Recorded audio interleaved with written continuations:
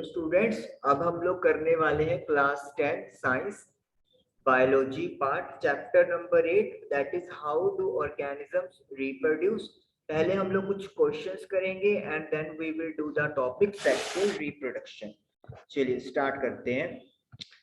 तो ये हमारे पास क्वेश्चंस आ गए हैं। First question is how does binary fission differ from multiple fission. Binary fission multiple fission से कैसे अलग है।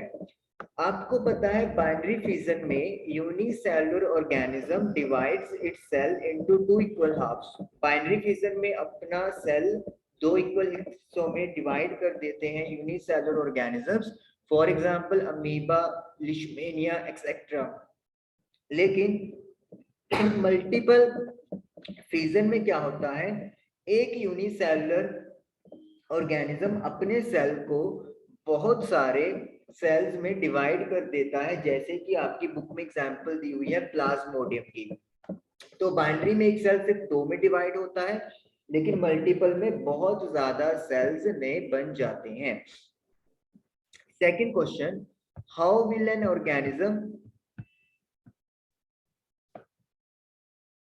organism be benefited if it reproduces through spores। अगर ऑर्गेनिज्म स्पोर्स के थ्रू रिप्रोडक्शन कर रहा है तो उसको किस तरीके का एडवांटेज बेनिफिट है, फायदा क्या है। देखिए आपको यहाँ पे ये लाइन लिखनी पड़ेगी, spores are covered by thick walls. Spore जो होते हैं वो थिक वॉल से कवर होते हैं, दैट प्रोटेक्ट देम, जो उनको प्रोटेक्ट रक्षा करते हैं, until they come into contact with another moist surface, जब तक कि वो किसी दूसरी मॉइस्चर वाली सरफेस के साथ कांटेक्ट में ना आ जाए, and can begin to grow, और फिर वो ग्रोथ करना शुरू कर सकते हैं। तो यानी कि ये एक प्रोटेक्शन कवर इनको मिलती है नेचुरली, जो उनको तब तक सेफ रखेगी जब तक कि उनको फेवरेबल कंडीशन ना मिल जाए। Third question, can you think of reasons, क्या आप ये वजह बता सकते हैं या सोच सकते हैं why more complex organisms cannot give rise to new individuals through regeneration। Jin complex organisms होते हैं वो रीजनरेशन के थ्रू नए इंडिविजुअल क्यों राइज नहीं कर सकते। बिल्कुल हम लोग बता सकते हैं, इसके लिए भी हम लोग थ्योरी में जाएंगे। देखिए हमें यहाँ पे क्या करना पड़ेगा, सबसे पहले रीजनरेशन का प्रोसेस हमें बताना पड़ेगा। रीजनरेशन में क्या होता है, regeneration is carried out by specialised cell. Regeneration specialised cell के थ्रू कैरी होती है। These cell proliferate and make large number of cell. ये सेल बहुत तेजी से बढ़ते हैं और ज्यादा नंबरिंग में सेल नए बना देते हैं। From this mass of cells, फिर इस सेल के मास से different cells undergo changes to become various cell types and tissue. फिर अलग अलग सेल जो होते हैं उनमें चेंजेस आते हैं और वो अलग अलग सेल टाइप और टिश्यू बन जाते हैं। These changes take place in an organized sequence referred to development, और इसे हम लोग डेवलपमेंट कहते हैं। तो यहाँ तक लिखने के बाद अब आप लोग क्या लिखोगे, however in complex organisms में such cells are absent। ये cells present या absent होते हैं, due to which regeneration is not possible in those organisms and hence they cannot give rise to new individuals via regeneration। तो इस तरीके से वो रीजनरेशन प्रोसेस इन सेल्स की एब्सेंस होने की वजह से नहीं कर सकते। चलिए next fourth question,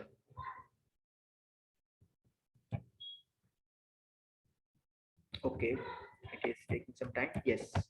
Why is vegetative propagation practiced for growing some types of plant? Vegetative propagation जो होता है उसको यूज क्यों किया जाता है कुछ टाइप के प्लांट्स की ग्रोथ करने के लिए। तो उसकी आंसर क्या है आपके पास, हमें वेजिटेटिव प्रोपेगेशन में जाना पड़ेगा। यहाँ पे आपको अगर याद हो तो हमें 3 बेनिफिट आए थे। ये देखिए यहाँ पे हम लोग क्या लिखेंगे, this property of vegetative propagation is using method such as layering और grafting to grow many plants like sugar cane, rose और grapes for agriculture purposes. Agriculture purposes के लिए हम लोग लेयरिंग और ग्राफ्टिंग का यूज करते हुए काफी सारे प्लांट्स जैसे शुगर केन, रोज, ग्रेप्स यहाँ से ग्रोथ कर सकते हैं। उसके बाद ये आपका मेन एडवांटेज ये आएगा, plants raised bye vegetative propagation. जो प्लांट्स वेजिटेटिव प्रोपेगेशन के थ्रू बड़े किए जाते हैं can bear flowers and fruits earlier than those produced from seeds. तो सीड से कंपेयर में ये ज्यादा जल्दी फ्लावर्स और फ्रूट्स की पैदावार करते हैं. Such methods also make the propagation of plants such as banana, orange, rose, jasmine that have lost the capacity to produce seeds. In method से जिन प्लांट्स की प्रोपेगेशन जैसे कि बनाना, ऑरेंज, रोज, जैस्मिन, जिन्होंने मतलब सीड्स बनाने की कैपेसिटी लॉस्ट कर दी थी, वो भी इनकी ग्रोथ दोबारा शुरू हो जाती है. Another advantage of vegetative propagation is that all plants produced are genetically similar enough to parent plant to have all its characteristics. और एक और बेनिफिट क्या है कि जितने भी प्लांट्स इस मेथड से प्रोड्यूस किए जाएंगे वो जेनेटिकली पेरेंट प्लांट के जैसे होंगे और उसके सारे कैरेक्टर्स इनके पास होते हैं. ओके, उसके बाद आपके पास फिफ्थ क्वेश्चन है, why is DNA copying an essential part of the process of reproduction? DNA copy एक essential part क्यों है reproduction process का? इसका सिंपल आंसर हमारे पास बुक में आ चुका है. 2 पॉइंट आप लोग लिख दोगे, मैं आपको लेके चलता हूँ. स्टार्टिंग का पेज ही है हमारे पास जहाँ पे इसका आंसर बनाया हुआ है. यस, तो ये पहला तो पॉइंट ये लिखेंगे आप लोग, consistency of DNA copying during reproduction is important. ये इम्पोर्टेंट है for maintenance of body design, features that allow the organism to use that particular niche. तो ये एक पर्टिकुलर निच का यूज करने के लिए हमें एक प्रॉपर बॉडी डिजाइन चाहिए जो हमें डीएनए की कॉपी करने से ही मिल सकता है. और दूसरा पॉइंट यहाँ पे आप ये लिख सकते हो कि जो इंफॉर्मेशन है लाइक दिस, ये वाली चीज, इंफॉर्मेशन जो इनहेरिटेंस है, chromosome in the nucleus of a cell contain information for inheritance of features from parents to next generation in the form of DNA. तो मतलब जो इंफॉर्मेशन आपकी एक से दूसरे जनरेशन की तरफ फ्लो होनी है वो डीएनए की फॉर्म में ही जाती है, तो इसलिए डीएनए का कॉपी होना जरूरी है. तो ये 5 क्वेश्चन थे जो अब तक आपने चैप्टर पढ़ा था और उसके बेसिस पे आए थे. सेक्सुअल रिप्रोडक्शन हमारा नेक्स्ट टॉपिक है. Let us start. We are also familiar with modes of reproduction that depend on involvement of two individuals before a new generation can be created. हमें ये भी पता है कि रिप्रोडक्शन का एक ऐसा तरीका जिसमें 2 इंडिविजुअल्स की इन्वॉल्वमेंट होती है कि ताकि एक नई जनरेशन क्रिएट की जा सके. Bulls can not produce new calves. Bulls अकेले न्यू काब्स प्रोड्यूस नहीं कर सकते. Nor can hens alone produce new chicks. और ना ही हैंस नए चिक्स प्रोड्यूस कर सकते.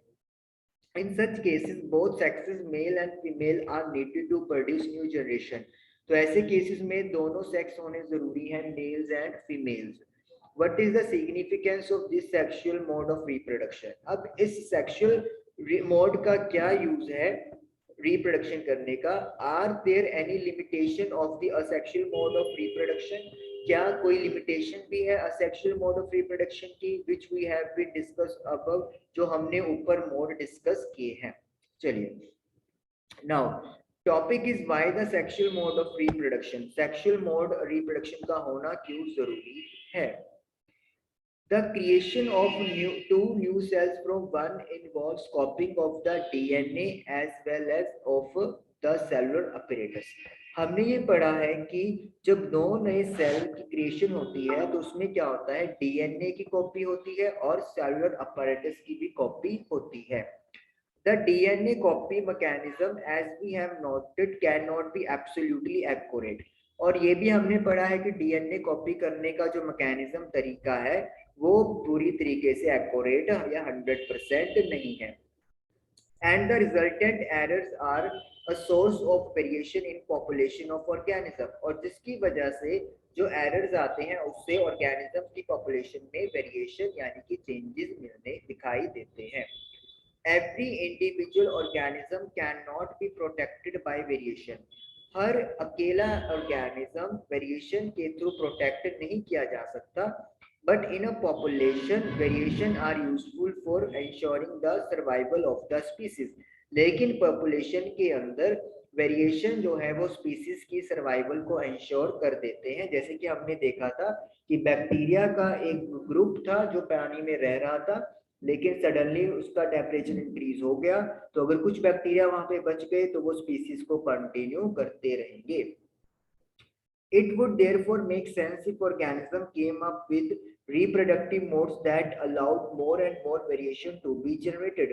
तो अगर वेरिएशन से सर्वाइवल चांस इंक्रीज हो जाता है तो इसका मतलब ये है कि ऑर्गेनिजम्स को ऐसे तरीके रिप्रोडक्शन के यूज करने चाहिए जिससे कि ज्यादा से ज्यादा वेरिएशन जनरेट की जा सके। ओके, तो अभी तक हम लोग ये देख रहे हैं कि सेक्सुअल मोड रिप्रोडक्शन इसलिए यूज किया जा रहा है ताकि ज्यादा से ज्यादा वेरिएशन क्रिएट हो सके। असेक्सुअल में भी वेरिएशन आ रही थी, लेकिन वेरिएशन आने की जो आप ये बोल सकते हो नंबरिंग है वो कम है, तो सेक्सुअल में वो इंक्रीज होने वाली है।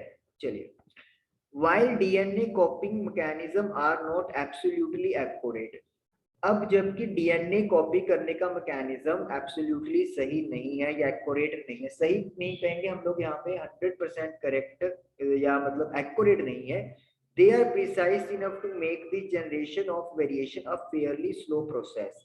इससे वो क्या होता है कि वो वेरिएशन जनरेट करने का जो प्रोसेस है वो स्टार्ट कर देते हैं, हालांकि वो प्रोसेस बहुत ज्यादा स्लो होता है।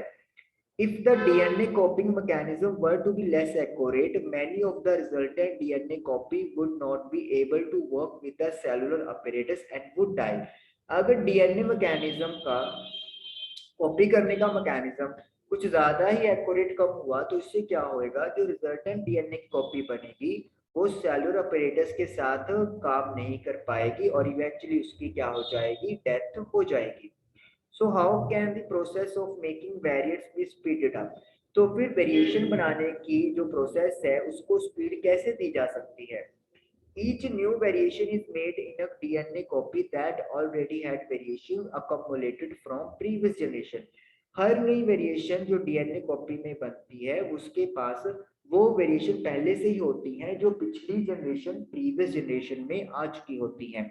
यानी कि अगर हम लोग यहाँ पे बात करें कि इस सेल से इस सेल की कॉपी हुई है तो जितनी भी वेरिएशन इसके पास है वो सारी की सारी इसके पास सेल के पास जाएंगी, प्लस जो नई वेरिएशन है वो भी इसमें ऐड होती जाएंगी। फिर इससे जो नया सेल बनेगा तो ये वाली सारी वेरिएशन प्लस न्यू वेरिएशन यहाँ पे इसके अंदर आ जाएंगी। Thus, two different individuals in a population would have quite different pattern of accumulated variation। तो इसका मतलब क्या हो गया, अगर हम लोग किसी पॉपुलेशन में दो अलग अलग इंडिविजुअल्स की बात करेंगे तो उनके पास वेरिएशन इकट्ठे होने के जो पैटर्न है वो बहुत ज्यादा डिफरेंट होंगे। Since all of these variations are in living individuals, it is assured that they do not have any really bad effects। क्योंकि सारे वेरिएशन लिविंग इंडिविजुअल्स में है तो इसलिए ये श्योर होता है कि इनका कोई बैड बुरा असर नहीं होना चाहिए। Combining variations from two or more individuals would thus create a new combination of variants। तो अब दो या दो से ज्यादा इंडिविजुअल्स की अगर वेरिएशंस को कंबाइन करते हो तो फिर आप लोगों को नया सेट मिल जाएगा वेरिएंट्स का। Each combination would be novel, her combination नया होगा। Since it would involve two different individuals, क्योंकि इसमें दो अलग अलग इंडिविजुअल्स इन्वॉल्व होते हैं। The sexual mode of reproduction incorporates such a process of combining DNA from two different individuals during reproduction। तो सेक्सुअल मोड जो यूज किया जाता है रिप्रोडक्शन का वो यही मेथड है जिसमें दो अलग अलग इंडिविजुअल्स के डीएनए को कंबाइन किया जाता है रिप्रोडक्शन करते हुए। But this creates a problem, लेकिन इससे एक बहुत बड़ी प्रॉब्लम क्रिएट डिफिकल्टी हो रही है। If each new generation is said to be the combination of DNA copies from two pre-existing individuals, अगर हर नई जनरेशन दो ऐसे मतलब पहले से एग्जिस्ट इंडिविजुअल के डीएनए कॉपी के कंबाइन से बनी है, then each new generation will end up having twice and the amount of DNA that the previous generation had। तो इसका मतलब क्या होगा, नई जनरेशन के पास जो डीएनए होगा वो पिछली या प्रीवियस जनरेशन के कंपेयर में डबल होगा। सपोज कर लो this is first individual, this is second individual, तो इनका डीएनए और इनका डीएनए से इनका बच्चा आ गया थर्ड पे। तो यानी कि इनके पास जो डीएनए है वो इनके और इनका प्लस होके मिलेगा। तो अब जब थर्ड फोर्थ के साथ रिप्रोडक्शन में जाएगा सेक्सुअल में, तो इनका जो बेबी होएगा उसमें जो डीएनए होगा इनसे डबल और इनसे मिलके बना होगा। इनके पास पहले से डबल डीएनए है, सिमिलरली इनके पेरेंट्स से भी इनके पास डबल डीएनए आएगा, तो यानी कि इसके पास डीएनए 4 टाइम्स हो गया। This is likely to mess up the control of the cellular apparatus by the DNA। तो इससे एक मैसअप यानी कि उलझनबाजी क्रिएट हो जाएगी, जो कि सेलुलर अपरेटस के लिए डिफिकल्ट हो जाएगा और डीएनए उसको कंट्रोल नहीं कर पाएगा। How many ways can we think on for solving this difficulty? तो कहता है कि कितने तरीके हैं जिससे हम लोग सोच सकते हैं कि इस डिफिकल्टी को सॉल्व किया जाए, कि जो डीएनए का अमाउंट है वो डबल होता जा रहा है हर स्टेज पे, ये डिफिकल्टी कैसे सॉल्व होगी। We have seen earlier that as organisms become more complex, हमने पहले देखा है कि organisms जैसे वो बहुत ज्यादा कॉम्प्लेक्स होते जाते हैं बॉडी डिजाइनिंग में, the specialization of the tissue increases। तो टिश्यू का स्पेशलाइजेशन मतलब जो उनका काम करने का जो तरीका है या जो जो फंक्शन परफॉर्म करना है वो भी स्पेसिफिक होता जाता है। One solution that many multicellular organisms have found for the problem mentioned above is to have special lineage of cells। तो अब कहते हैं कि एक सोल्यूशन जो डीएनए का अमाउंट डबल होता जा रहा है हर स्टेज पे, उसको सॉल्व करने के लिए काफी सारे मल्टी सेलुलर ऑर्गेनिजम्स ने क्या सोल्यूशन किया है कि उनके पास सेल्स का एक स्पेशल लिनेज होता है। लिनेज क्या होता है कि जितने भी आपके पूर्वजों की इंफॉर्मेशन है वो इंफॉर्मेशन सारी जिन सेल्स के पास होती है उनको we call specialised lineage of cells in specialised organs, जो स्पेशलाइज्ड ऑर्गन्स में होते हैं, in which only half the number of the chromosome and half the amount of DNA, जिनमें डीएनए का अमाउंट भी हाफ होता है और क्रोमोसोम भी हाफ होते हैं, as compare to non reproductive body cell, non reproductive body cells के कंपेयर में। हम यहाँ पे इस लाइन को सिंपल में कैसे समझ सकते हैं कि हमारी बॉडी में मान लें दो टाइप के बॉडी सेल हैं, एक जो रिप्रोडक्शन में रोल प्ले कर रहे हैं और एक जिनका रिप्रोडक्शन में कोई रोल नहीं है। रिप्रोडक्शन करने वाले बॉडी के सेल में जो डीएनए का अमाउंट होता है और जो क्रोमोसोम्स होते हैं वो ऑलरेडी क्या होते हैं, हाफ होते हैं, यानी कि आधे होते हैं। लेकिन जो नॉन रिप्रोडक्टिव बॉडी सेल्स हैं उनके पास डीएनए और क्रोमोसोम का अमाउंट कंप्लीट या फुल होता है। This is achieved by a process of cell division called meiosis. और ये जो हाफ डीएनए या हाफ क्रोमोसोम है ये कैसे अचीव किया जाता है, म्योसिस प्रोसेस के through. Thus, when these germ cells from two individuals combine during sexual reproduction to form a new individual, तो जो germ cells इन दो इंडिविजुअल से कंबाइन होंगे सेक्सुअल रिप्रोडक्शन के टाइम पे ताकि एक नया इंडिविजुअल बना सके, it results in re-establishment of the number of chromosomes and the DNA content in the new generation।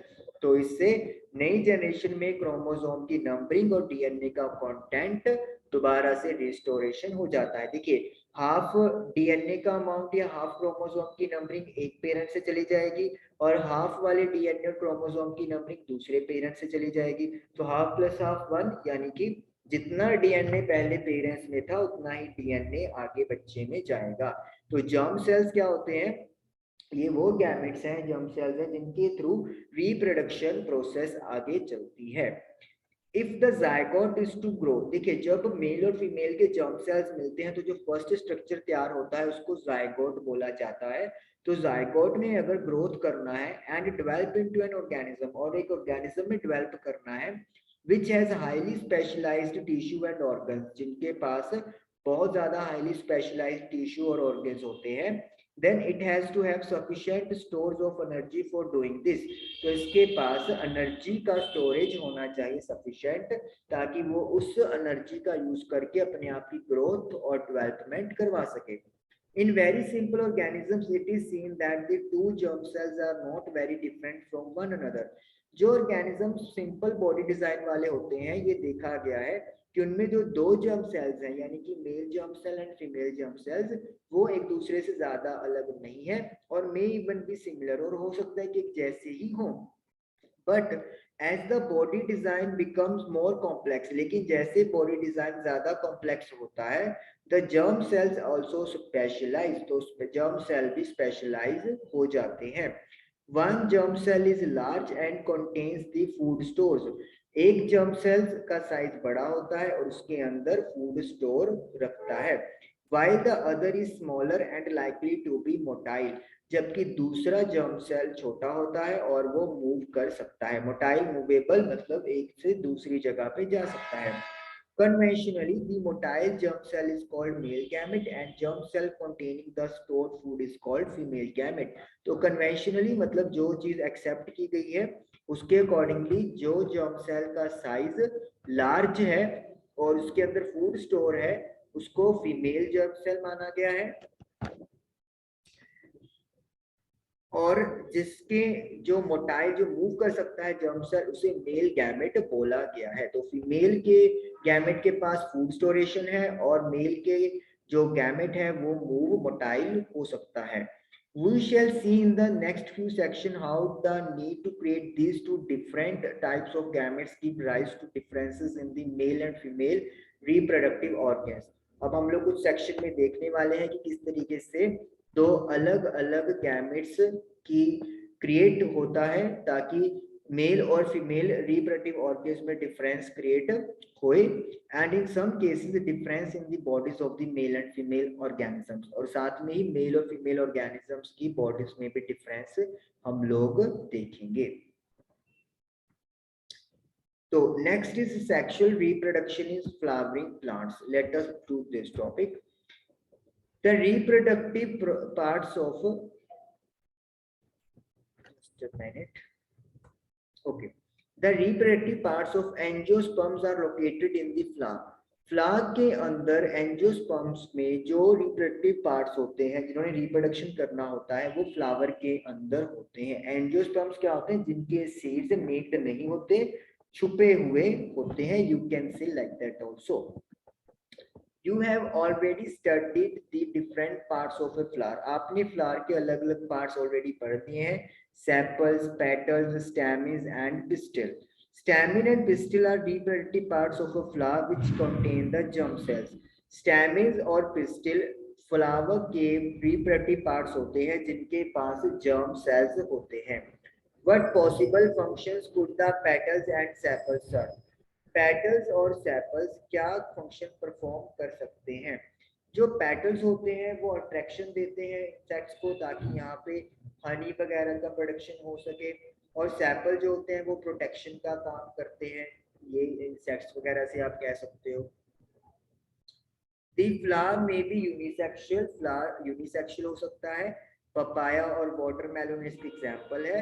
When it contains either stamen और पिस्टिल, जब इसके पास या तो स्टैमिन होगा या फिर पिस्टिल होगा, यानी कि दोनों में से कोई एक होएगा। और बाइसेक्सुअल, या फिर इसको बाइसेक्सुअल कहेंगे जैसे hibiscus and mustard.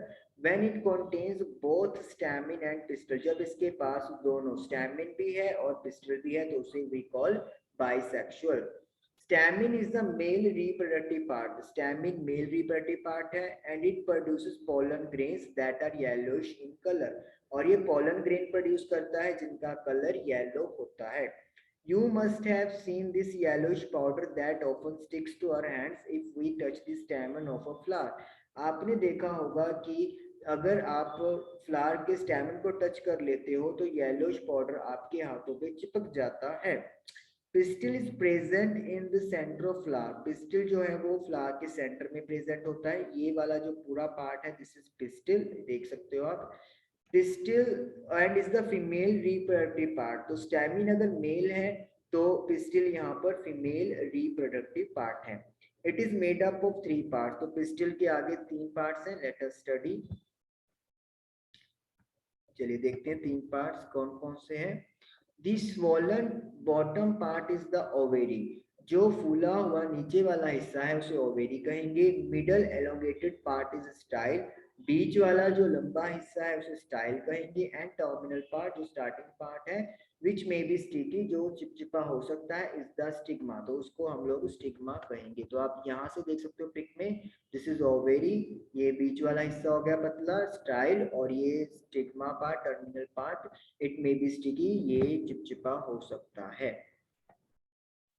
The ovary contains ovules, ovary में ओव्यूल्स हैं, and each ovule has an egg cell, और हर ओव्यूल के पास एग सेल होता है।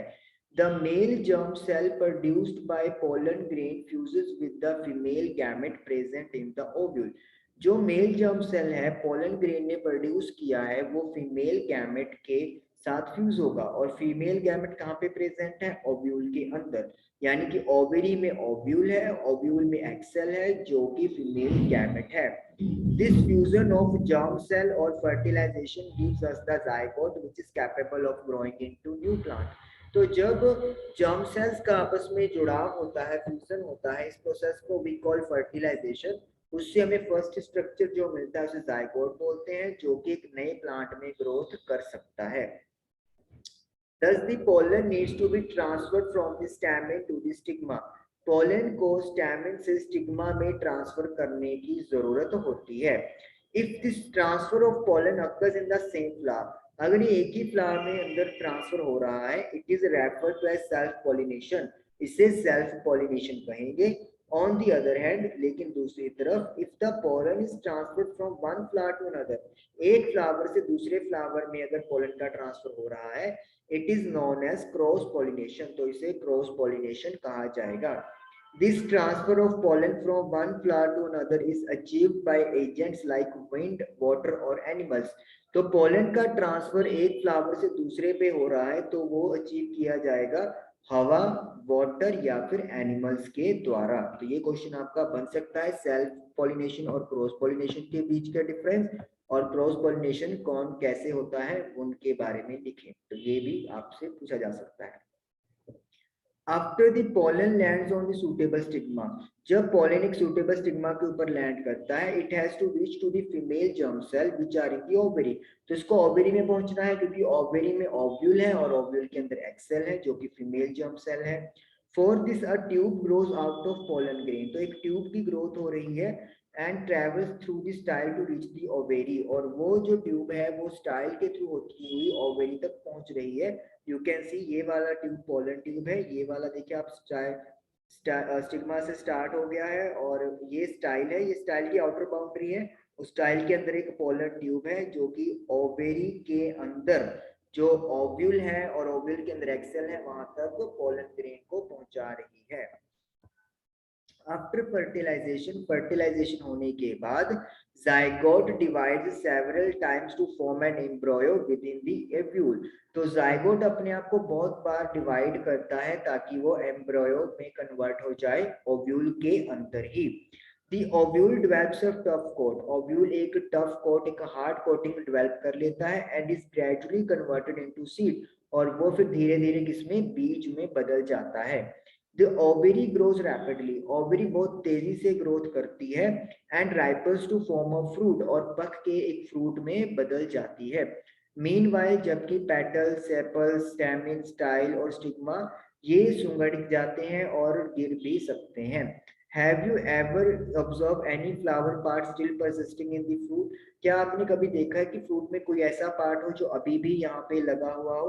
बिल्कुल, फ्लावर प्लांट आप देखोगे ना वहां पे आपको ये मिलेंगे सेपल्स, ये वाले पार्ट आप लोग को, जैसे अगर आप लोगों ने देखे हो, जैसे अमरूद की गुआवा की बात कर लो तो वहां पे ना जहाँ पे थोड़ा सा सर्कल सा बना होता है वहां पे आप देखोगे तो ये सेपल्स प्रेजेंट होते हैं। Try and work out the advantages of seed formation of the plant, plant के लिए सीड फॉर्मेशन का क्या फायदा है, इसका वर्कआउट करें और एडवांटेजेस बताएं। The seed contains the future plant, seed में फ्यूचर प्लांट होता है, और एम्ब्रियो जिसको आप एम्ब्रियो भी कह सकते हो, विच डेवलप्स इनटू सीडलिंग, जो यंग प्लांट में डेवलप हो जाएगा अंडर एप्रोप्रिएट कंडीशन, अगर वहां पे उसको सही कंडीशन मिलेगी। This process is known as germination, और इस प्रोसेस को जर्मिनेशन बोलते हैं। Activity 8.7, soak a few seeds of bengal gram chana and keep them overnight, आपको एक रात के लिए आपको कुछ सीड जो है वो चने के भिगो के रखने हैं एक रात के लिए। ड्रेन द एक्सेस वाटर, जो एक्स्ट्रा पानी है उसको बाहर निकाल दें, निचोड़ दें, and cover the seed with a wet cloth, और सीड को एक गीले कपड़े से ढक दें, and leave them for a day, और उनको एक दिन के लिए रख लें। Make sure that seeds do not become dry, और ये श्योर करें कि सीड्स ड्राई नहीं होने चाहिए। Cut open the seeds carefully and observe the different parts, अब सीड्स को ध्यान से कट करें और अलग अलग पार्ट्स को ऑब्जर्व करें। Compare your observation with figure 8.9, अपनी ऑब्जर्वेशन को फिगर 8.9 से कंपेयर करें, and see if you can identify all the parts, और देखें कि आप सारे पार्ट्स पहचान सकते हो। तो यहाँ पे आपको क्या देखोगे, ये बैंगलग्राम हो गया। जब आप इसको ओपन करोगे तो ये वाला जो पार्ट है दिस इज कॉल्ड कॉटिलीडोन, जहाँ पे फूड स्टोर होता है, किसके लिए, इस एम्ब्रॉयो के लिए, इस स्ट्रक्चर के लिए, ताकि ग्रोथ कर सके। और ये जो ऊपर वाला पार्ट है इसको प्ल्यूमल बोलते हैं, जो फ्यूचर शूट में कन्वर्ट हो जाएगा। और नीचे वाले पार्ट को रेडिकल बोलते हैं, जिसको आप फ्यूचर रूट कहेंगे, जो कि टाइम के साथ जड़ में कन्वर्ट हो जाएगी, और इस तरीके से एक नया प्लांट यहाँ पे बन जाता है। ये आपके पास कैसे जर्मिनेशन प्रोसेस में जा रहा है वो बात हो रही है। ये पोलन ग्रेन हो गया है जो स्टिग्मा के ऊपर लैंड है, और ये पोलन ट्यूब से होता हुआ मेल जर्म सेल ओवेरी के अंदर ओव्यूल के साथ फर्टिलाइज जा रहा है, और फिर एक नए प्लांट की यहाँ पे फॉर्मेशन होती है। याद रखिए ओव्यूल सीड में और ओवेरी फ्रूट में कन्वर्ट हो जाती है। इसके बाद आपके पास एक और डायग्राम आया था, ये फ्लावर का प्लांट था, लॉन्गिट्यूडनल सेक्शन, जिसमें स्टेमिंग के दो पार्ट है, anther and filament. Anther top part को बोला गया है, और फिलामेंट ये वाला जो आपको एक मिडल में एक बिल्कुल थिन सी आपको डंडी सी दिखाई दे रही है, this is called filament. Stigma, style और ओवेरी, तो ये these are the parts of pistil, जो फीमेल रिप्रोडक्टिव पार्ट है। ये सेपल्स हो गए और ये पेटल हो गया, और इस तरीके से sexual reproduction in flowering plants हमारा डन हो गया। आई होप कि आप लोगों को समझ में आया होगा। Thank you for watching the video.